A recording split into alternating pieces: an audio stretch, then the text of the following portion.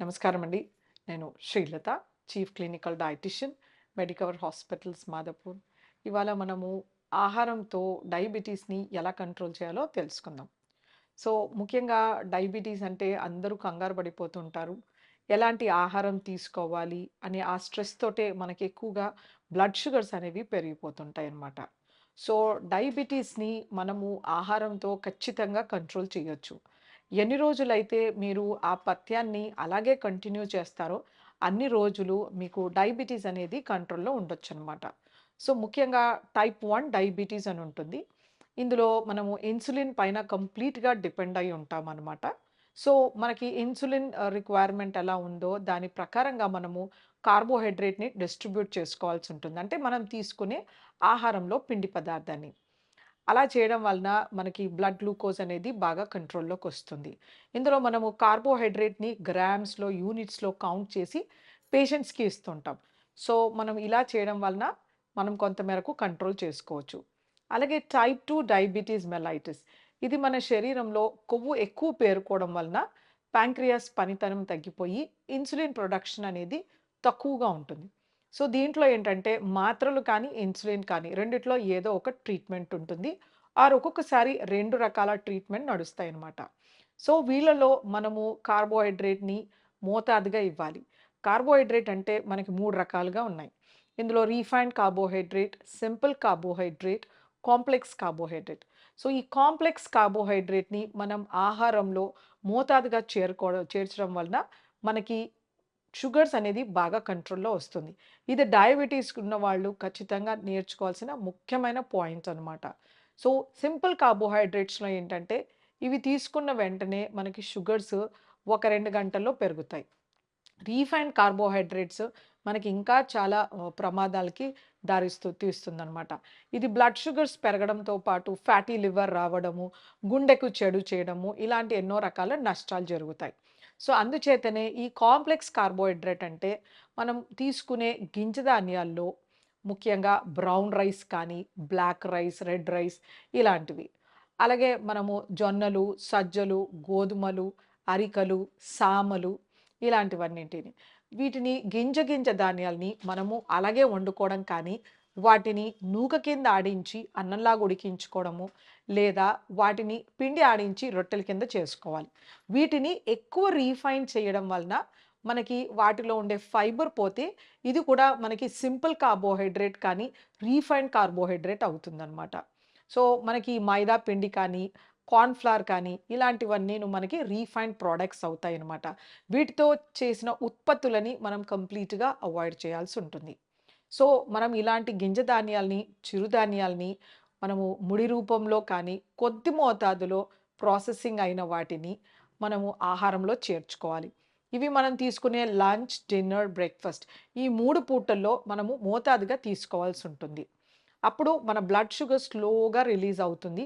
మనకి insulin requirement కూడా బాగా తగ్గి ఉంటుందన్నమాట.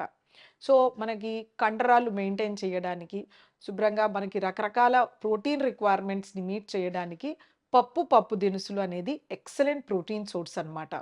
సో, వెజిటబుల్ ప్రోటీన్ మనకి ఫైబర్ ఉంటుంది, యాంటీ ఆక్సిడెంట్స్, వైటమిన్స్, మినరల్స్ ఉంటాయి. సో, మనము సాంబార్ కింద కూరగాయలు వేసి, లేదు ఆకుకూర పప్పు గానీ, కూరగాయ పప్పు కానీ, గుగ్గిళ్ళ రూపంలో, బట్టీలో ఆడించిన శనగలు గానీ, పెసర్లు ఇలాంటివి తీసుకోవడం కానీ, లేకపోతే ఇంకా ఇటువంటి సూప్స్ చేయడం కానీ, ఇలాంటివి మనము ప్రోటీన్స్ తీసుకోవాలి. నాన్ వెజ్‌లో ఏంటంటే మనకి ఫ్యాట్ కంటెంట్, కొలెస్ట్రాల్ కంటెంట్ ఎక్కువగా ఉంటుంది. అలాగే వాటిలో సోడియం కంటెంట్ కూడా ఎక్కువగా ఉంటుంది. సో, అందుకే అవి మోతాదుగా తీసుకోవాల్సుంటుంది. Fish excellent source of protein and omega 3 fatty acid కాబట్టి వారంలో కనీసం పావు కిలో 1, 2 సార్లు తీసుకోవాల్సుంటుంది. కోడిగుడ్డు ఎక్సలెంట్ ప్రోటీన్. కాకపోతే మనకి కొలెస్ట్రాల్ ఉంటుంది కాబట్టి సుమారు 4 ఎగ్స్ వారంలో తీసుకోవచ్చు. వీటిని ఆమ్లెట్ చేయకుండా ఉడికించి తీసుకోవాల్సి ఉంటుంది. అలాగే మనకి కోడి మాంసం తోలు తీసేసింది ఒక 75 గ్రాముల నుండి 100 గ్రాముల వరకు వారానికి ఒకసారి తీసుకోవచ్చు. లేకపోతే మేక మాంసము నెలలో 1, 2 సార్లు 75 గ్రాముల కన్నా మించకూడదు.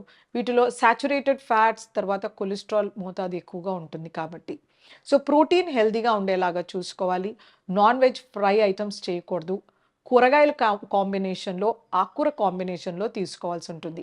వెజిటేబుల్స్ అనేది మోస్ట్ ఇంపార్టెంట్. ఇవి మన షుగర్స్ని బాగా కంట్రోల్లో చేస్తాయి. సో వెజిటేబుల్ కర్రీ లాగా చేసుకోవడం కానీ, సూప్స్ కానీ, సాలడ్ కానీ ఖచ్చితంగా ఉండాలి ఆహారంలో. సో ఇంత సైజు కప్ నిండా కూరగాయ ఉండాలి. అలాగే పెద్ద గిన్నె నిండా వెజిటేబుల్ సాలడ్ ఉండాలి. మనము ఈ సాలడ్స్ అలా తినలేకపోతే వాటిని తురిమేసి మనము రైతా ప్రిపరేషన్‌లో చేసుకోవచ్చు. లేదో బాయిల్ చేసి మనము సూప్ లాగా తీసుకోవచ్చు. కాకపోతే వీటిని జ్యూసెస్ లాగా తీసుకుంటే వెంటనే షుగర్ అనేది పెరుగుతుంది. ఇది జాగ్రత్తగా గమనించుకోవాలి. సో వెజిటేబుల్ సూప్స్ అనేది డయాబెటిక్స్ తీసుకోకూడదు.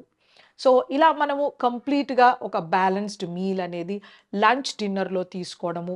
అలాగే బ్రేక్‌ఫాస్ట్‌ని మనము చపాతీ గానీ, ఉత్తపం, పెసరట్టు, దోస, ఇడ్లీ సరియైన మోతాదులో తీసుకోవాలి. ఎక్కువ మోతాదులో తీసుకోకుండా గుప్పెడు పలుకులు సాయంత్రం రోజు తీసుకోవడం కానీ, రోజు మొత్తంలో ఒక టెన్నిస్ బాల్ సైజ్ అంత పండుని ఎప్పుడో చప్పగా, పుల్లగా ఉండేవి తీసుకుంటే కనుక మంచి వాకింగ్ చేస్తూ మనము కొవ్వు పదార్థాలని తగ్గించుకుంటూ నూనె మోతాదుగా 3, 4 చెంచాల లోపు వాడుకోవడం, ఉప్పు తగ్గించి వాడుకోవడం, healthy cooking habits, early dinner, తర్వాత meal spacing every 4th hourly ఉండేలాగా చూసుకోవాలి. అంటే 8, 9కి బ్రేక్‌ఫాస్ట్, 1, 2 లోపల లంచ్, 6, 7 లోపల డిన్నర్. ఇలా చేయడం వలన మనకి హెల్తీ ఈటింగ్ హ్యాబిట్స్‌తో మన బ్లడ్ షుగర్స్ అనేవి బాగా కంట్రోల్‌లో ఉంటాయి.